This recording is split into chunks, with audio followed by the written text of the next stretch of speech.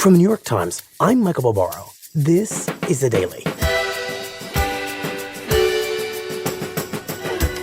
Today. All right, we're going to break in with this Fox News alert here. We have just gotten word former President Donald Trump has been indicted. For the first time in U.S. history, a former president has been indicted on criminal charges. This, of course, is unprecedented. The former president accused of paying $130,000 in hush money to Stormy Daniels in the weeks before the 2016 presidential election. Again, the news. My colleague, Ben Protess, on the case against Donald Trump and what happens next.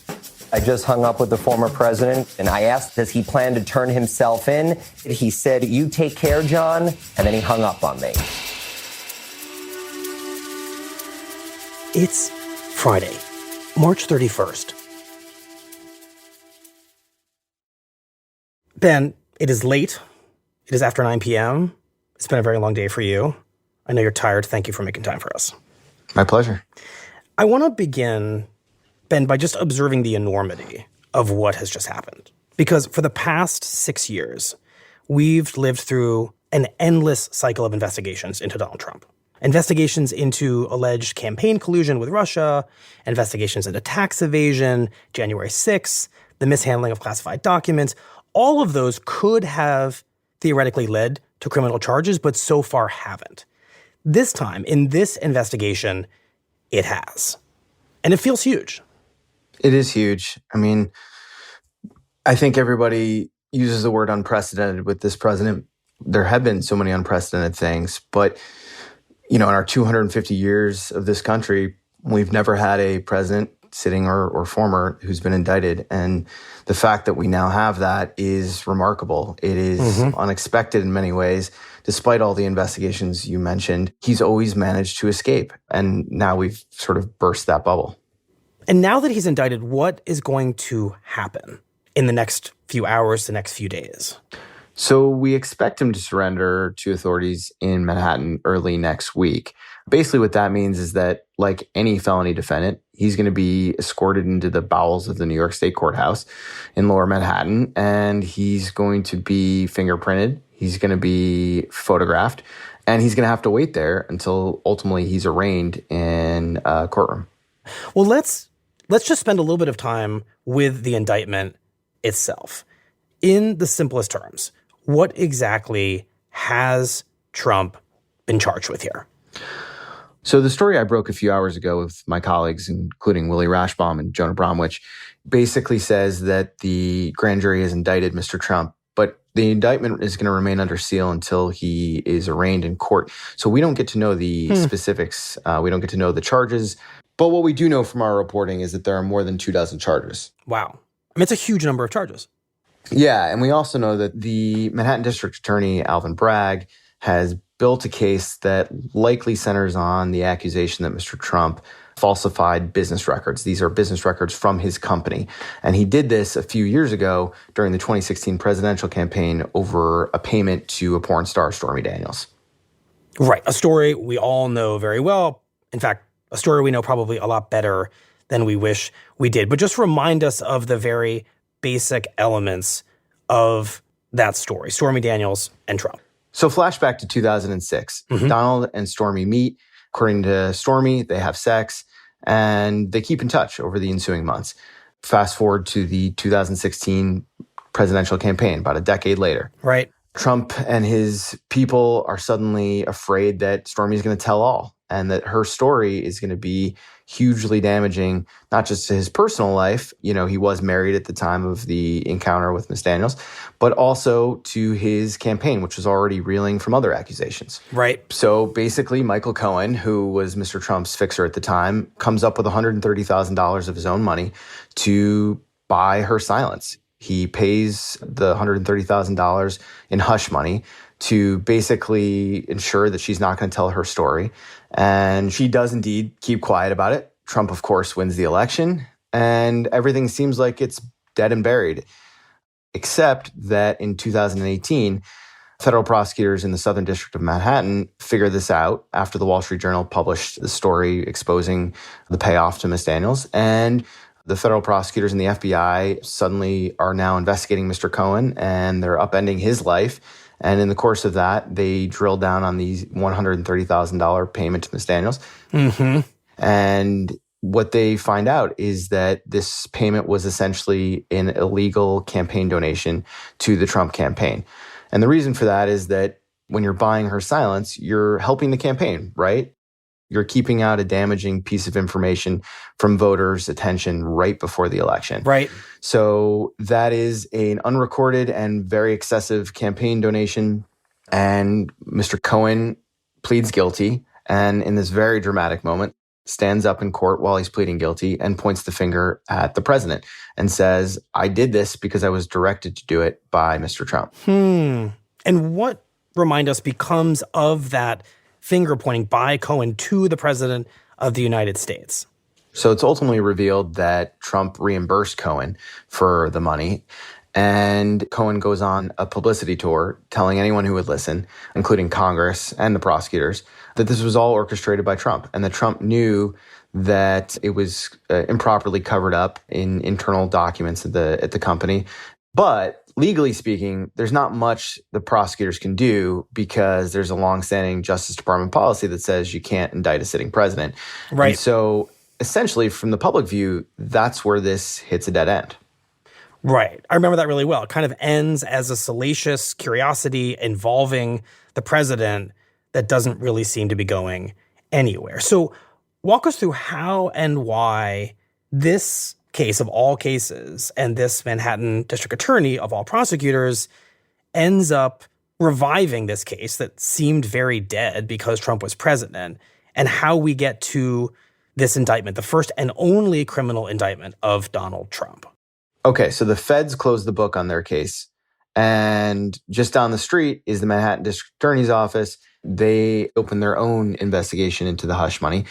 Originally, you had the DA, Cy Vance, who initially opened the investigation. In the course of that, he subpoenaed Trump's tax returns. They end up looking into a broader array of Trump's business practices. They looked into whether he lied on his financial statements. And that was the case that everybody sort of thought they were going to bring. Not the hush money case, but the new DA, Alvin Bragg. He's sworn in early 2022, and he inherits this case that was going to be focused on Donald Trump's business practices and whether he basically lied about his finances for years and years. He looks at that case and he says, Trump, maybe he lied and falsified his financial records, but we just don't have it yet. We can't quite prove it.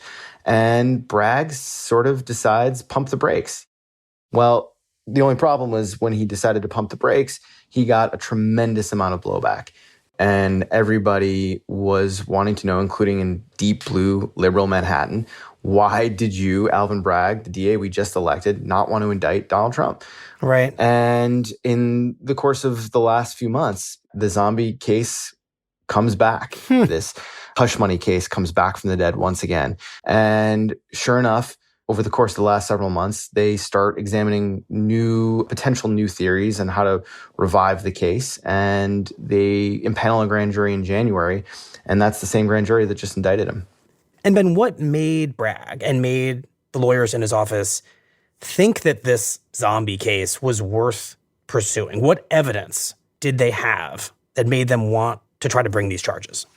They clearly feel that they have a deep body of evidence, and a lot of that hinges on Michael Cohen. So Cohen has met with the district attorney's office 20 times. Wow. He has testified before the grand jury twice for hours and hours. And his story under oath is that Trump orchestrated this and was aware of all of the illegal aspects of the hush money deal. And how does the evidence that they have accumulated bring them to charges? I know we don't know the charges, but to the degree that you, based on your reporting, think you understand the charges, help us understand how what Michael Cohen has been telling the district attorney might create these charges. It all comes down to how Michael Cohen was reimbursed for the money he paid Stormy Daniels. So the hush money was paid by Cohen, but he was paid back by Trump. And Trump, while president, signed checks to Cohen, paying him back for all that money. And internally in the Trump organization, they have these records that falsely say that the money had to do with legal expenses and that it had to do with a retainer agreement that Cohen had with them. The problem was, of course, there was no retainer agreement. It was totally bogus. There were no legal expenses, at least not in 2017 when he was repaid. This all had to do with hush money that Cohen had paid Stormy Daniels. And so if the whole thing was a work of fiction, and if the whole thing was, according to Cohen, fraudulent, then that's what the district attorney is going to build his case around. Okay, so the alleged crime here, what is behind this indictment, we think, is the fraudulent claim of what this money was for. It's, in actuality, paying off Daniels. But Trump lies and says he's just paying his lawyer's fees. Correct. And so the case could be built not just on Cohen's testimony, but on the checks themselves that Trump signed and on the documents that show that the Trump organization improperly and falsely recorded for these payments as legal expenses, which is just not true. And so ultimately the case is very likely to come down to the falsification of those business records, which in the state of New York is a crime. And it is a felony if you're using those false business records to commit or conceal a second crime. In this case, probably an election law violation.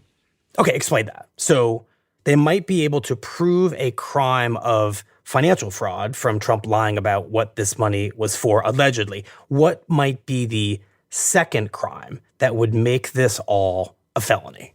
Sure. So if the first crime is lying about what the money was for and these false business records, the second crime very well could be that he was using those false business records to cover up a campaign finance crime.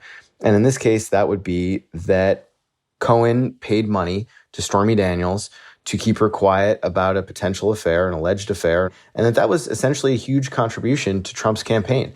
And the problem is that contribution was not recorded anywhere, and it was way in excess of what you're allowed to donate to a campaign.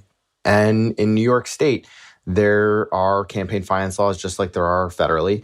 And if it ran afoul of those laws, that could be the second crime that the Trump organization and that Trump were essentially covering up. So the second crime involved here, which could be the one that makes that financial crime a felony, sounds familiar, and that is because it is the crime that Michael Cohen already pled guilty to. Exactly.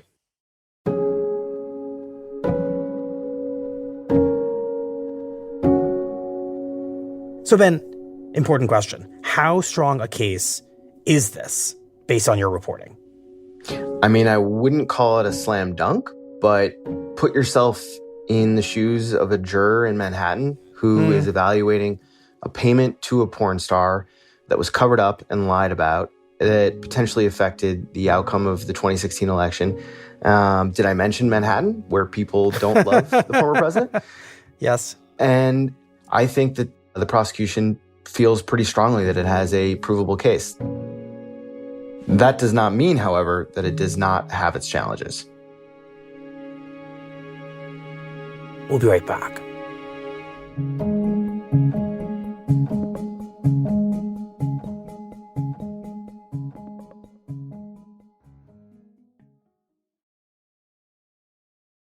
Ben, right before the break, you said that the district attorney's office thinks it has a reasonably strong case, but that there are challenges that it faces in bringing it. So what are those challenges?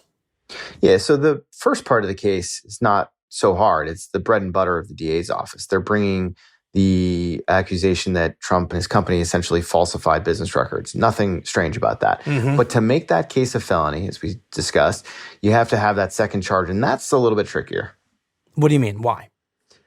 So if we're right, and the second crime is a campaign finance violation, then what's tricky here is that you have New York State prosecutors building a case in part around a violation of New York State election law, basically that this was an illegal campaign donation to the Trump campaign. But it was not a state campaign, right? It was a presidential campaign. It was a federal campaign. So you're having this unusual, potentially unprecedented mixing of New York State election law and a federal campaign. Right. It's not as clean as most cases might be, where it's state law, alleged state crime.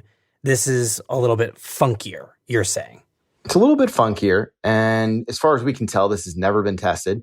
Because remember, in the Michael Cohen case, that was entirely a federal case. Those were federal charges in dealing with a federal campaign. Here, we're talking about state charges dealing with a federal campaign. Right.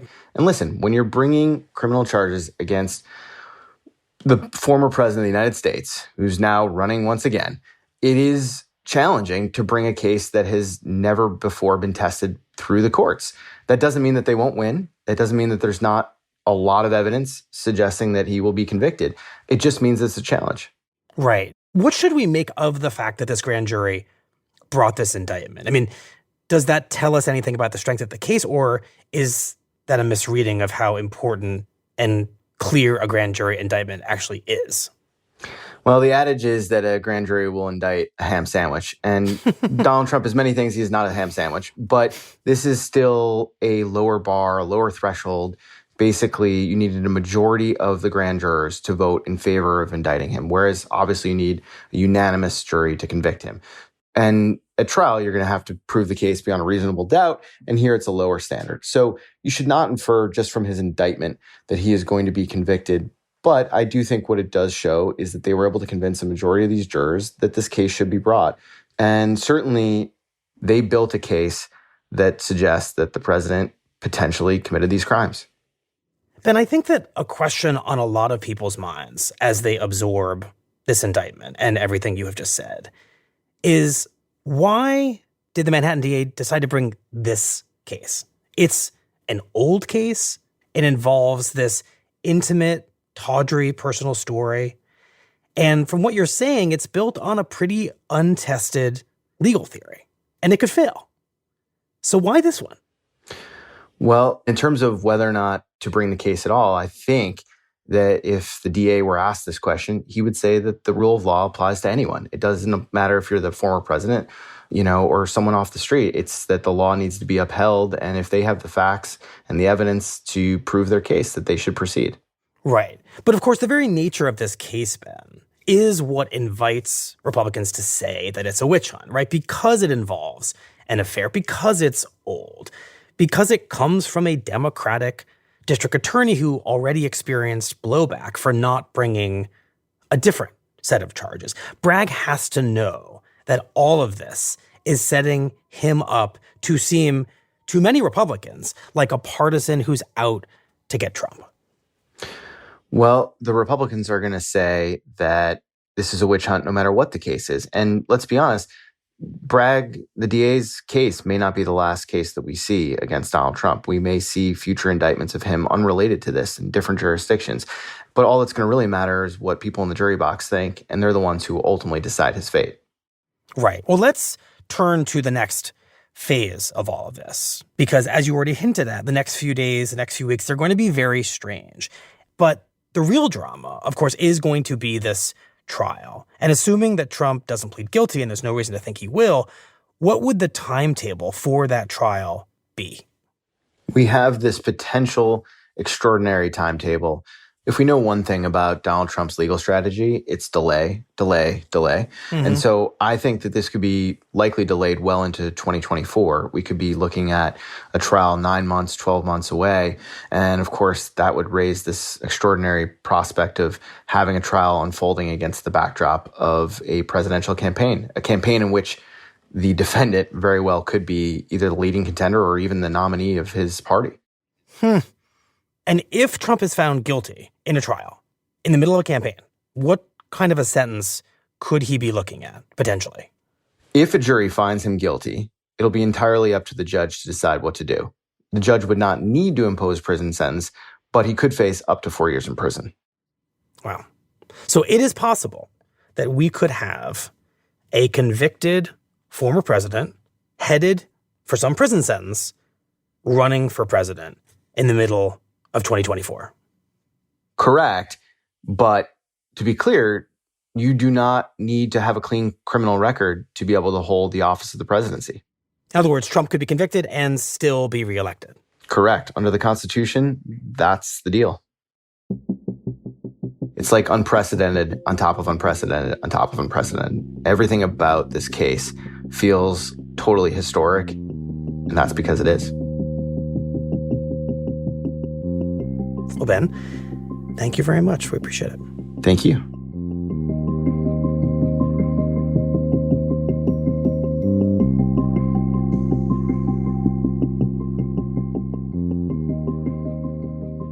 In a statement released on Thursday night, Trump called the indictment, quote, political persecution and election interference at the highest level in history, called the Manhattan district attorney who brought the case against him a disgrace, and described himself as a completely innocent person.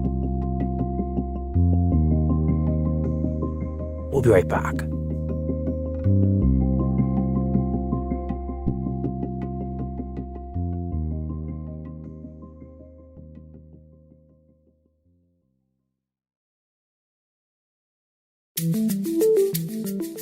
Here's what else you need to know today.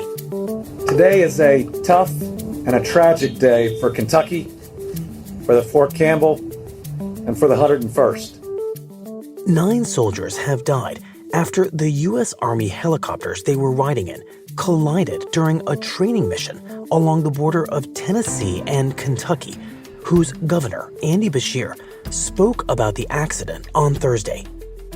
The crash, which occurred late Wednesday night, involved 2 Black Hawk assault helicopters that took off from Fort Campbell. The cause of the collision is under investigation. We are blessed to live in the freest country in the history of planet Earth, but we must remember that that freedom relies on those who are willing to serve, some of which pay the ultimate price. And Russia has detained an American journalist for the Wall Street Journal, accusing him without providing any evidence of espionage in a major escalation of its wartime tactics against foreign media. The reporter, Evan Gershkovich, who is based in Moscow, is believed to be the first American journalist held as an accused spy inside Russia since the collapse of the Soviet Union. The journal vehemently denied Russia's claims that Gershkovich is a spy and called for his immediate release.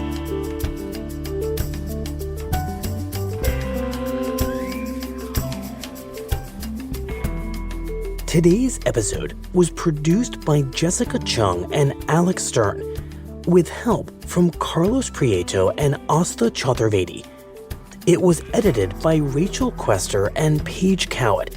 Original music by Dan Powell and Diane Wong, and engineered by Chris Wood. Our theme music is by Jim Brunberg and Ben Landsberg of Wonderly.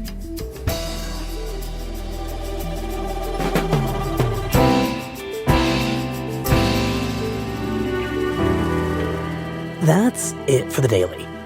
I'm Michael Barbaro. See you on Monday.